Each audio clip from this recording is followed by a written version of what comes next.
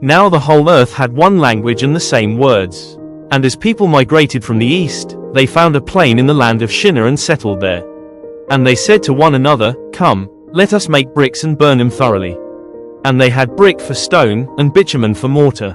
Then they said, "Come, let us build ourselves a city and a tower with its top in the heavens, and let us make a name for ourselves, lest we be dispersed over the face of the whole earth."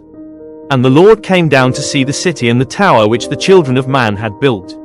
And the Lord said, "Behold, they are one people, and they have all one language, and this is only the beginning of what they will do. And nothing that they propose to do will now be impossible for them. Come, let us go down and confuse their language so that they may not understand one another's speech." So the Lord dispersed them from there over the face of all the earth, and they left off building the city. Therefore its name was called Babel, because there the Lord confused the language of all the earth. And from there the Lord dispersed them over the face of all the earth. These are the generations of Shem. When Shem was 100 years old, he fathered Arpachshad 2 years after the flood. And Shem lived after he fathered Arpachshad 500 years and had other sons and daughters. When Arpachshad had lived 35 years, he fathered Shelah.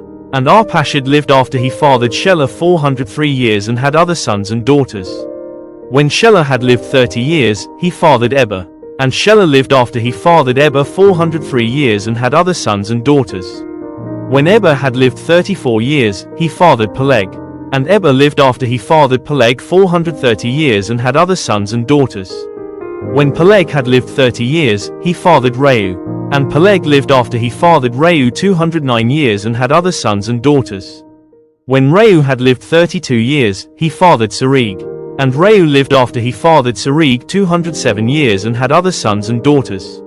When Sereg had lived 30 years, he fathered Nahor. And Sereg lived after he fathered Nahor 200 years and had other sons and daughters.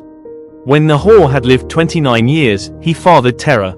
And Nahor lived after he fathered Terah 119 years and had other sons and daughters. When Terah had lived 70 years, he fathered Abram, Nahor, and Haran. Now these are the generations of Terah. Terah fathered Abram, Nahor, and Haran fathered Lot. Haran died in the presence of his father Terah, in the land of his kindred, in Ur of the Chaldeans. And Abram and Nahor took wives. The name of Abram's wife was Sarai, and the name of Nahor's wife was Milcah, the daughter of Haran, the father of Milcah and Iscah. Now Sarai was barren, she had no child.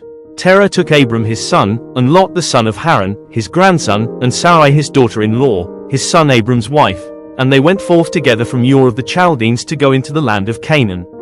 But when they came to Haran,